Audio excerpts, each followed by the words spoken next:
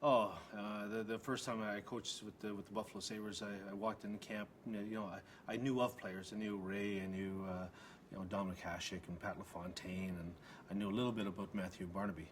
But that was the first time I met him in training camp and watched the way he performed, and then you got to know him as a person. So that's basically the first time I met him. He was a very funny guy off the ice, and he was really good with the one-timers coming back to somebody who said something to him. So he was just one of those guys that was very pleasurable for a coach to coach, because he had so much enthusiasm, so much love for the game. The hardest part sometimes is motivating players to play with some emotion.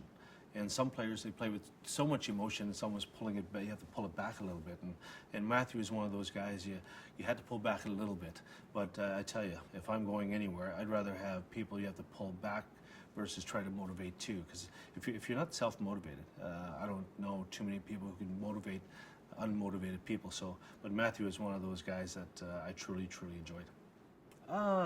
There's a couple moments. I mean, we had one game where it was kind of back then to now, it's a little bit different game, and there was some it's a rough game going on, and I think we had Brad May, Rob Ray, and Matthew Barnaby in the box at the same time. And they all came out of the box almost like the Hanson brothers from Slapshot. It was one of those moments where, and then we went into Philly, and I think we beat them 7-5, and I wasn't too sure exactly how tough we were and how mentally tough we were. Going in there with the big Legion of Doom, and it's a big team, and we went in and we won the game, and we physically took over. And right then and there, I said, that's one of those moments you say, hey, we got something special here. Oh, I believe it does. I mean, we're in the entertainment business, and I think we have to entertain. I'm not saying go out and, everybody thinks I'm this big guy who likes fights. Fighting is part of the game. I've never advocated fighting, but I advocated hard hits and be aggressive, and because I think that's the beauty of our game. It's body contact, or should I say, it's body collisions, not contact. Ballroom dancing is body contact. Hockey, I think it's a lot of collisions out there. That's what makes the game very competitive, and when you have guys that like to do that, so that day of that time fits into this time, no question. Oh, no question. I think one of the biggest misconceptions of athletes you see that you don't like very much from opposition teams. You think he's this or that, then all of a sudden you get him on your team. The complete opposite occurs.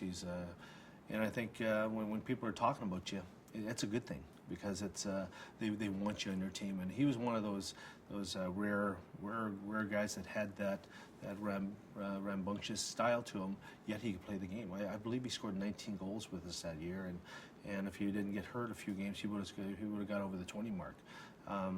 But the one defining moment that really summed up Matthew for me was, I think it was one game in Montreal. He just wasn't having a very good game, and I benched him for maybe the latter part of the second period. We were down, we came back, and midway through the third period, I put him back out, and we won the game. Close, hard-fought game. He was out for the last couple of minutes of the game, and that's when he turned and looked at me and said, "Hey, thanks a lot, coach.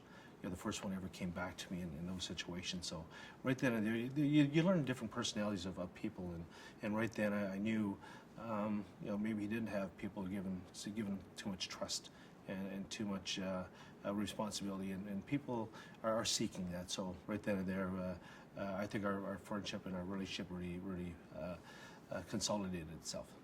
Anybody could be stronger than somebody on an occasion and do that, but when somebody else is stronger than you and somebody else puts you down and knocks you down, and it doesn't look like you're gonna get back up, and all of a sudden, boom, you pop right back up, and you go right back at it again, and you got a smile on your face doing it. Well, loyalty is one of those things we talked about all the time. He's just one of those guys that was very loyal to his organization, and sometimes you wish things would pay back, and with some of our athletes in certain positions, and what they've done for you while their playing careers in place, and what we could do for them afterwards.